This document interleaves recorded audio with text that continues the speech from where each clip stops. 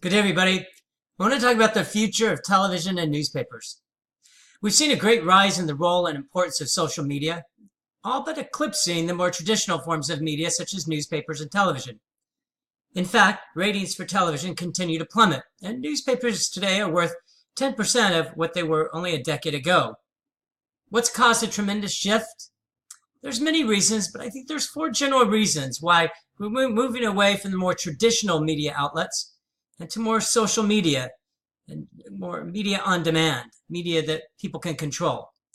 These reasons are, first is that, of course, technology has made communication cheaper and more accessible. Back in the day, you got your news from one of two places, television or newspapers. If you wanted to advertise for a job, most likely it was a newspaper. If you wanted to get your message out, you were dependent on a television or a newspaper, radio as well. Today, all that has changed. Communication now allows people like me to produce a video and put it on YouTube, or to go on the radio at a much reduced cost, or simply to put up something on a free Facebook or Pinterest account. It's amazing. It's an amazing transformation. No longer do you have to pay thousands, if not tens of thousands, to advertise something to people that you don't know. So technology is a great catalyst in the movement from traditional media to what we now see as non-traditional media. Second is that traditional media no longer reports the news, but rather tries to make the news. And in some of the elections that we've seen that how some traditional outlets feel that people should vote a certain way, or they should act in a certain way. And people no longer have a sense that they should be told what to think or what to believe. People, in a sense, want the news. They want to interpret it themselves. They don't want an audience to be created in a certain bent by whoever the media outlet is. They don't want to be taught what to think or how to think. Give them the message and let them make the decision. Traditional media no longer does that. They want to create news. They want to create a crisis. Because for them, it's good for ratings, and ratings always translate into money.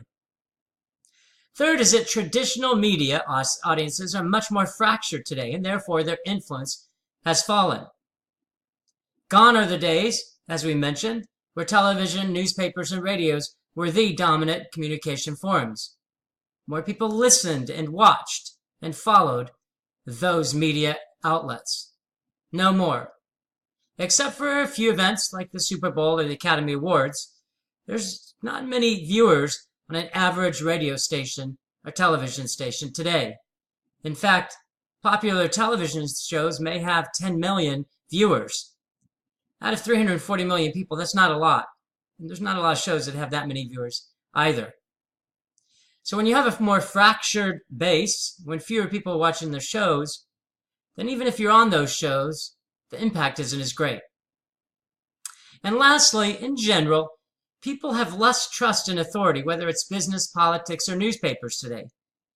We don't seem to believe our politicians, and we certainly don't believe or have less belief in what we see or what we hear in television and radio and newspapers today.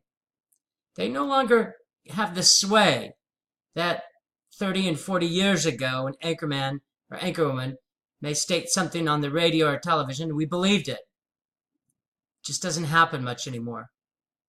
And therefore, those traditional media outlets have lost their ability to persuade because we've lost our ability to believe. So those are the four reasons that traditional media is moving much more towards the social media. Technology's made communications cheaper. Traditional media no longer wants to report the news. Instead, they want to make it. Traditional audiences that were enamored with media 30 years ago no longer follow just one television, one radio, one newspaper channel. It's much more fractured. Therefore, the power of traditional media has waned. And lastly, people just have less trust in authority. Again, whether it's business, politics, or newspapers. So there you have it. We live in a world where social media will be dominating the way we communicate. If you can master those domains, you have a great chance of getting your message out.